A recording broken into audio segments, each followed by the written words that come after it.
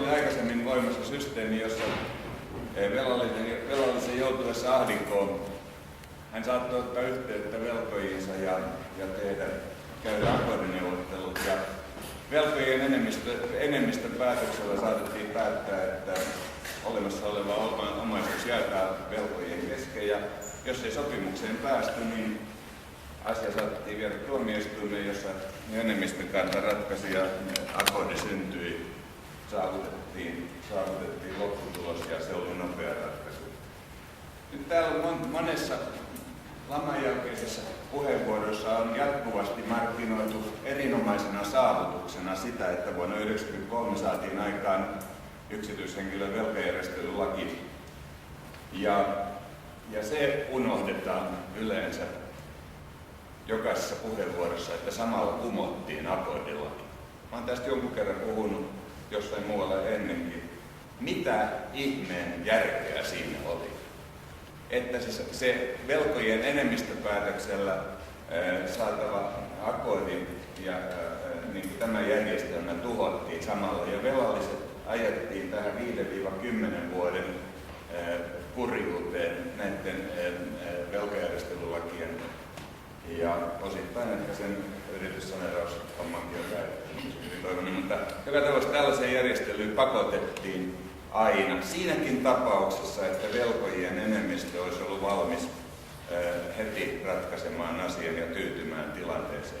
Nyt kirkon edustajan taholta tuotiin juuri esille tätä, että meillä olisi mahdollisuus tehdä tällainen ratkaisu tänä päivänäkin, mutta meiltä puuttuu se pakote, joka mun mielestä suorastaan älyttömästi tehtiin silloin 1993, että tämä akordilaki samalla kumottiin, kun tämä velkajärjestelylaki säädettiin voimaan.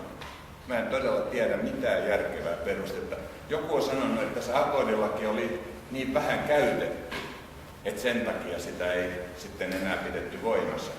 Se vähän käyttämättömyys johtui siitä, että kun tiedettiin, että se tuomioistuin määrää enemmistön päätöksen mukaan, niin niitä asioita ei koskaan juuri viety tuomioistuimeen, se olisi aiheuttanut vain kuluja. Mutta totta kai siis se oli se pakote olemassaololla, joka vaikutti siihen, että näitä akordia syntyi. Ja silloin saatiin aikaan juuri se, asia sovittiin, velat tuli katetuksi siltä osin, kun hyväksyttiin omaisuus katteeksi, ja velallinen saattoi jatkaa elinkeinotoimintaa siitä pisteestä lähtien. Että tässä olisi tutkijoillekin vastattava, mikä on syy, miksikä se akordilaki mentiin kumoamaan silloin. Paljon olisi säästetty, kun se olisi ollut voimassa. Kiitos, se oli täällä puheenvuoro. On olemassa varmaan perustelut kaikille lakivalmistelulle, että voidaan vaan tutustua itse ihan suoraan näiden lakiin, ei tarvitse kenenkään tutkijakaan puolella. Mutta tässä niin teemana oli sosiaaliset lait. Ja täällä on puhuttu niin yrittäjien velkaongelmista, joita varmasti on ollut, ja me ollaan nähty, kuinka syvällisesti ne koskee ihmistä, että joutuu vielä usein vuoden jälkeenkin sitä purkamaan tällaisesta tilanteesta. Mutta suurin ongelmahan Suomen kannalta on ilman muuta se, että erittäin suuri osa nuoria ikäluokkia syrjäytyy työelämästä. Sehän oli aivan selvä sosiaalinen vaikutus. Ehkä se ei ollut ihan sen pankkikriisin suoranainen vaikutus, vaan se oli sen laman yleisesti, mutta se pankkikriisihän aiheutti sen laman. Minusta tämä yrittäjien esimies täällä oli rehellinen ja hän tunnusti, että ei ole ainoita ongelmia, vaan että myös sillä toisella puolella on ongelmia. Ehkä vähän vähätellen niitä ongelmia, mutta kuitenkin tunnusti. Kiitos, ja nyt on sulla viimeinen puheenvuoro. Mä oon Kaisa Ollinen pääkaupunkiseudun sosiaalialan osaamiskeskuksesta ja mä oon tietoinen ammattikorkeakoulussa. Haluaisin esittää toiveen ylipäätään koskien sosiaalialan ammattikorkeakouluopetusta.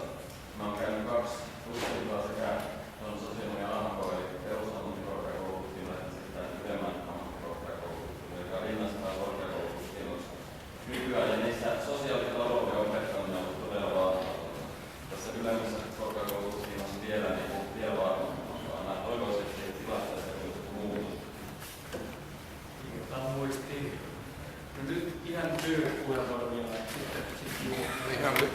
Matti Härkösen puheenvuoro oli ehkä niin antoisinkin. Ja kysyisin sitä, että mitä Matti Härkönen on mieltä siitä, että nämä ongelmat olisivat vähäisempiä, jos velan oikea määrä todetaan päätöksenteon yhteydessä, eli tuomioistuimessa. Niin seuraushan on siellä hyvin moninainen, tullaan kaikkiin näihin sosiaaliongelmiin. Mä olen joskus kirjoittanut, ja se on projektiryhmällä siellä, se lainsäädäntö lisää köyhyyttä.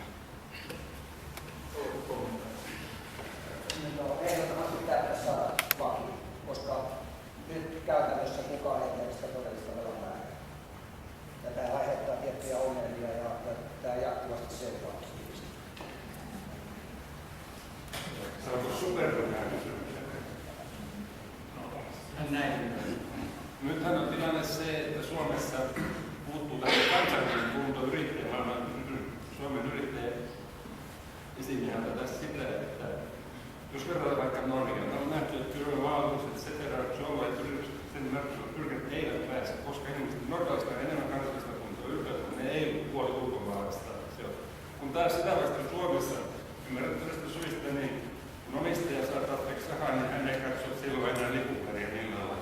Näin on Suomessa valtava joukko, että Matskia, mitä tahansa Pekka käveltä, niin siellä on ruotsalaiset, norjalaiset, taikkalaiset, ranskalaiset yritykset. Mutta pahin on se, että Suomen valtio on yksityistyksessä valtion firmoja. On teistä ja ratesta ja apostilla ja jopa valtion rautateiden osayhtiöitä ollaan yksityistämistä ja ne myydään ulkomaan.